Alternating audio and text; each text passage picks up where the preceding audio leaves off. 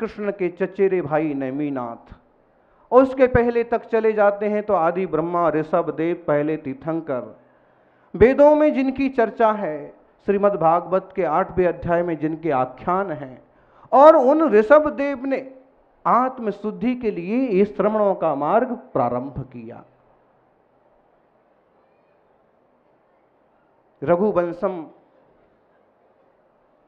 महाकवि कालिदास का एक श्रेष्ठ काव्य है, और उन्होंने लिखा रघुवंश की प्रवृत्तियां कैसे चलती थी।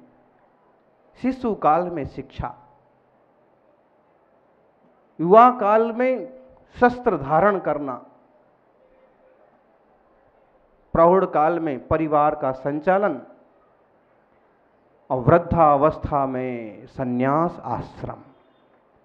एक भारतीय श्रावक का, उपासक का, गृहस्थ का जीवन कैसा होना चाहिए। जिंदगी भर पैसा पैसा पैसा में मत लगे रहिए।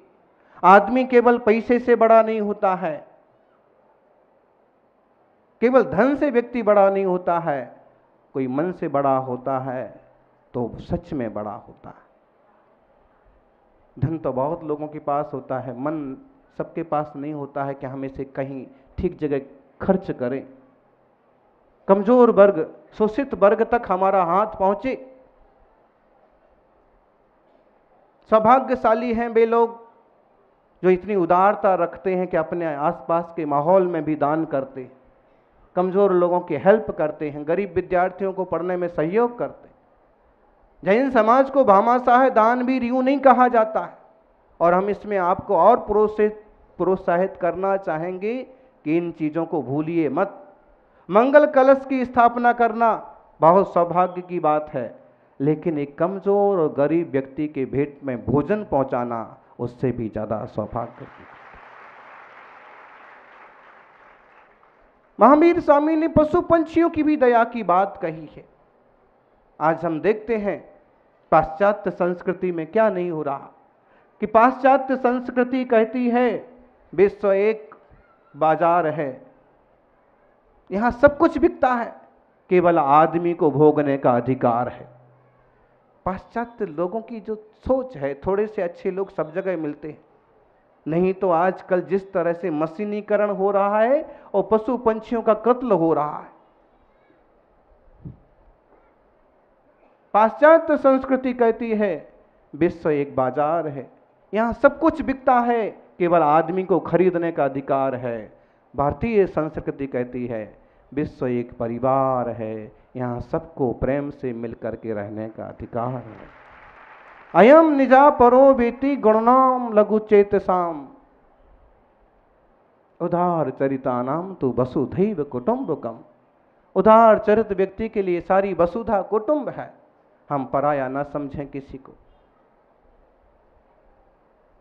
अनेकांत यही शिक्षा देता है, जो तुम्हारे विचार हैं ठीक है, लेकिन दूसरे के विचार सर्वथा गलत हो नहीं।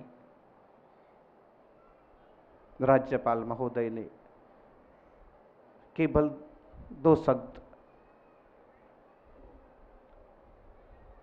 हम उसमें से 2 शब्द लें, अहिंसा, अनेकांत। महावीर स्वामी के सारे शास्त्रों का निचोड़, और हम कहें कि अहिंसा परमो धर्मा का ब्रीद वाक्य जो है, टैगलाइन जो है, महावीर स्वामी के शास्त्रों में तो पाई जाती है। महर्षि वेद व्यास महाभारत में भी ये लाइन पाई जाती, ये पंक्ति पाई जाती, अहिंसा ही परम धर्म है। और अहिंसा का मतलब हुआ आत्मीयता, केवल प्रीति प्रीति प्रीति और प्रेम, ईर्ष्या नहीं, द्वेष नहीं, मत्सर्य नहीं। हम किसी का नाम क्यों लें, फिर भी अगर कोई देश दुखी है तो अमुक देश की तरक्की देख करके, कोई व्यक्ति दुखी है तो अमुक का सम्मान देख करके, प्राय करके कोई पड़ोसी दुखी है तो दूसरे के यहाँ के साधनों को देख करके। और यदि ये ईर्ष्या का, विकार का भाव मिट जाए, मैत्री, सुखी रहें सब जीव जगत के, कोई कभी ना घबरावे, बैर पाप अभिमान छोड़, जग नित्य नए मंगल गावे। ये जो मुनियों का मार्ग है, कष्ट का मार्ग जरूर है, लेकिन एक कष्ट का मार्ग भी इन्होंने जानबूझ करके, सोच समझ करके, आनंद की दृष्टि से स्वीकार किया है। और हम कहेंगे कोहली जी को कि सच में हमें जो आनंद लकड़ी के पाटे पर बैठ करके और जंगल के पत्थर पर सो करके होता है, किसी को महल में भी नहीं होता होगा।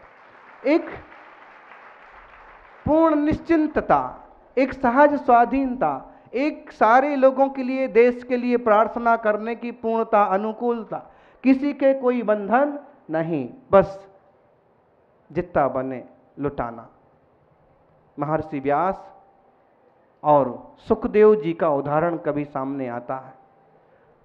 ये जो सुखदेव जी की कथा मिलती है, हमेशा दिगंबर मुद्रा में रहा करते थे और कहते हैं कि कभी कहीं कोई कन्याएं भी उनके दर्शन करती, उन्हें कोई लाज महसूस नहीं होती। ऋषि हैं, तपस्वी हैं, ब्रह्मचारी हैं, बाले हुए और परिपूर्ण परिग्रह के त्यागी हैं। काल कितना भी नीचा हो जाए, साधना तो ऊंची से ऊंची ही करना चाहिए।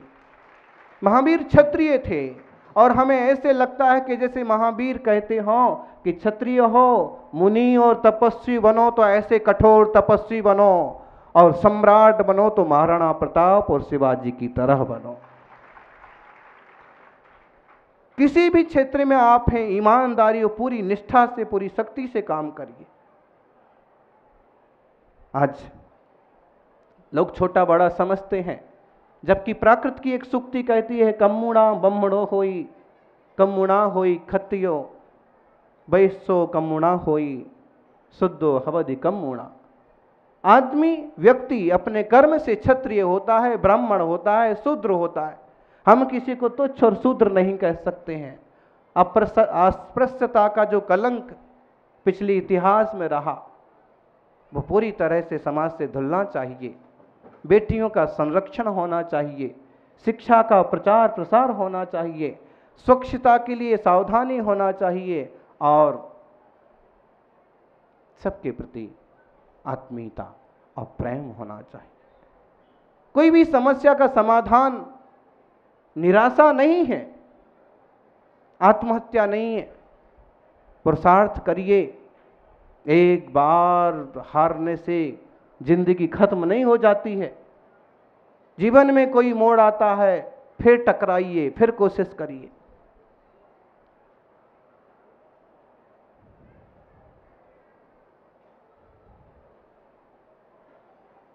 चित्त को मजबूत बनाएं। अर्जुन को संबोधित करते हुए कृष्ण ने जो उपदेश दिया, जो संबल दिया, वही संबल हमारे सबके लिए जीवन में समझना चाहिए। कर्मण्येवाधिकारस्ते, तुम सिर्फ अच्छे अच्छे काम करो, फल तो अपने समय पर अपने हिसाब से जो होगा सो होगा। कर्तव्य काम में तुम्हारा अधिकार है, फल में तुम्हारा अधिकार नहीं है।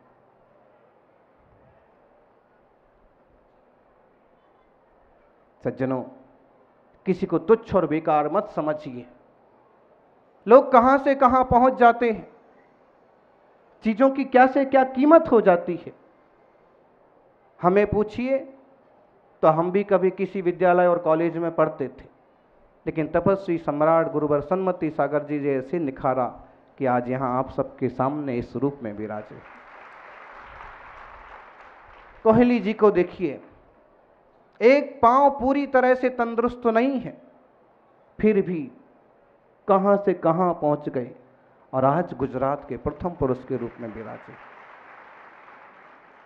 बुजुर्ग साधुओं को देखिए, साधना वही है कठोर से कठोर, लेकिन गुरु की आज्ञा में चल करके कैसे सहज आनंदमय जीवन जीते हैं। हताश और निराश होने के लिए कहीं कोई जगह मत रखिए, पुरुषार्थ करिए, आगे बढ़िए। यदि कर्म का नाश करना है, विकारों का नाश करना है, तो भी पुरुषार्थ करना है, और किसी भी क्षेत्र में आगे बढ़ना है तो भी पुरुषार्थ करना है। सज्जन आए, कहने लगे, बेटा डिप्रेशन में चला गया। कैसे चला गया? बोले तीसरी बार भी सीए में फेल हो गया। हमने कहा कि शांति रखिए, बुलाइए, और जब उसको बुलाया, थोड़ा सा संबोधित किया, थोड़ा सा ही संबोधित किया, बस परीक्षा आ रही है, तुम सिर्फ फार्म भरो। उसने फार्म भरा और जब रिजल्ट आया तो नाचता हुआ आया, हंसता हुआ आया। अगर डिप्रेशन में चले जाओगे, डूबते जाओगे, तो डूबने वालों के लिए कोई हाथ नहीं देता है, और यदि डूबता हुआ व्यक्ति भी अपना हाथ ऊपर उछालता है तो कोई ना कोई हाथ पकड़ने वाला मिल भी जाता है। सज्जनों, अहिंसा, दया, प्रेम, करुणा जीवन में निरंतर बहे, निरंतर बढ़ती रहे, ऐसी मंगल भावना। थोड़ी सी जोखिम उठाना सीखिए, अपने लिए, अपने परिवार के लिए, अपने समाज के लिए। थोड़ा सा विनम्र बनना सीखिए, अपने लिए, सबके लिए। महान लोग वो नहीं होते हैं जो अपने शर्तों पर जिया करते। बड़े लोग वो नहीं होते हैं जो अपनी शर्तों पर जिया करते हैं। महान लोग वो होते हैं जो अपनों के लिए शर्तें बदल दिया करते हैं। सब लोग जुड़ के कैसे चलेंगे, मिल के कैसे चलेंगे, खुश कैसे रहेंगे, इसके लिए अपनी कुछ बातें भी बदल देते हैं, कुछ कठिनाइयां छोड़ देते।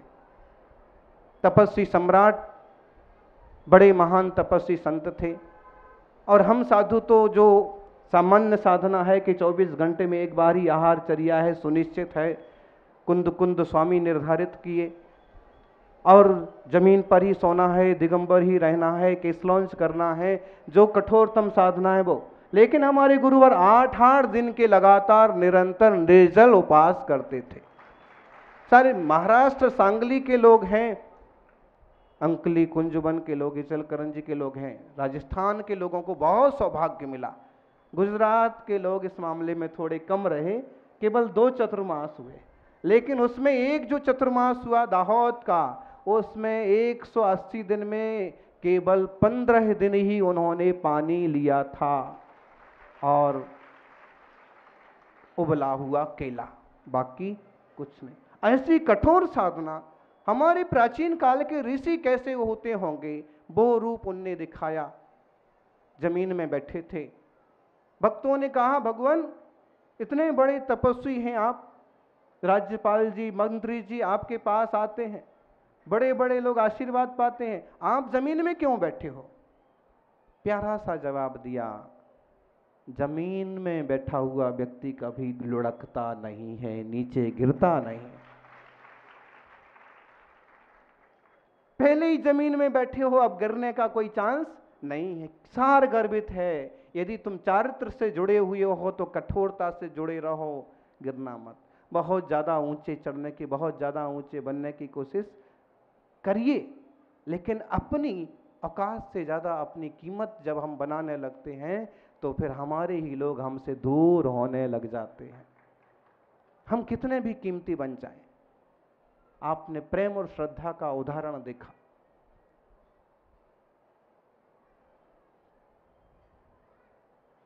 कम से कम 4 बार तो विनम्रता का निवेदन सुना होगा आपने। ऐसे चारित्रधारी मुनियों के लिए नमस्कार हो, ऐसे चारित्रधारी साधियों के लिए नमस्कार। किसके मुख से सुना है? व्यक्ति के व्यक्तित्व से वो महान होता है। ऊंचा उठा आदमी सबको दिखता है, और महाजना येन गता स पंथा, बड़े लोग जिस रास्ते से जाते हैं वो ही पंथ बन जाता है, रास्ता बन जाता है।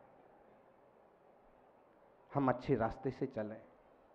गीता में, श्रीमद् भगवद गीता में स्थित प्रज्ञ और एक तरह के साधुओं की चर्चा की।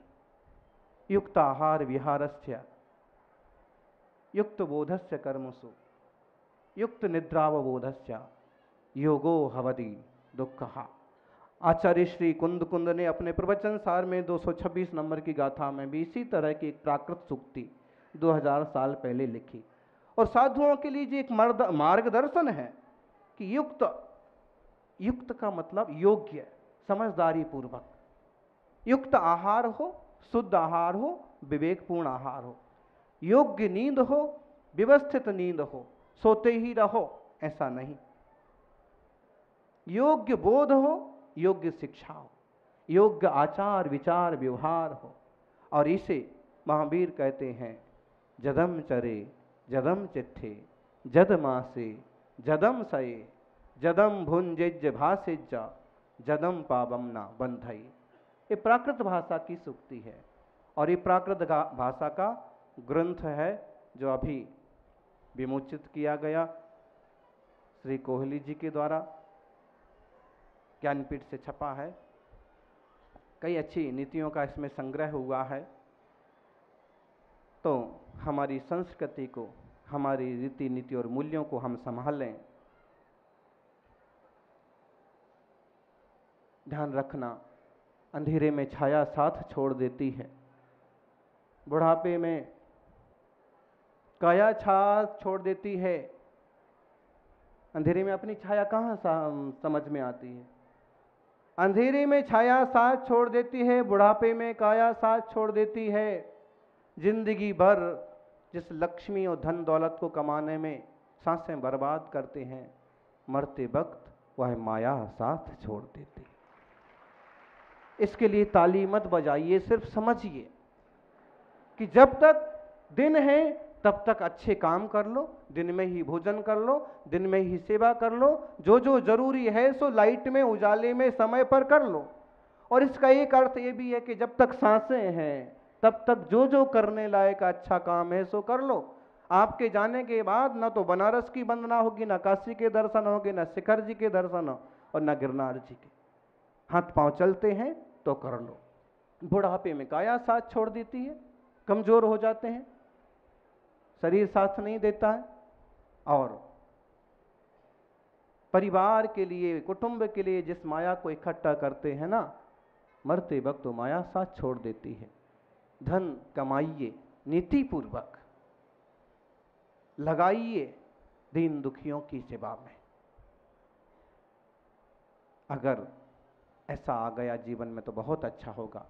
ध्यान रखिए, पैसा आदमी को ऊपर ले जा सकता है, पैसा आदमी को ऊपर ले जा सकता है, कुर्सी पर बैठाया जा सकता है, लेकिन आदमी पैसे को ऊपर नहीं ले जा सकता। पैसा तो आदमी को ऊपर ले जा सकता है, लेकिन पैसे को आदमी ऊपर नहीं ले जा सकता। जब ये पता पड़ गया है कि आदमी पैसे को ऊपर नहीं ले जा सकता है, तो महावीर कहते हैं अपरिग्रह व्रत, परिग्रह परिमाण अणुव्रत। राज्यपाल जी मुनियों के महाव्रत होते हैं, उनके पास कुछ नहीं है, लेकिन एक गृहस्थ हैं, श्रावक हैं, भारतीय संस्कृति के लोग हैं, इनके लिए अणुव्रतों की व्यवस्था है।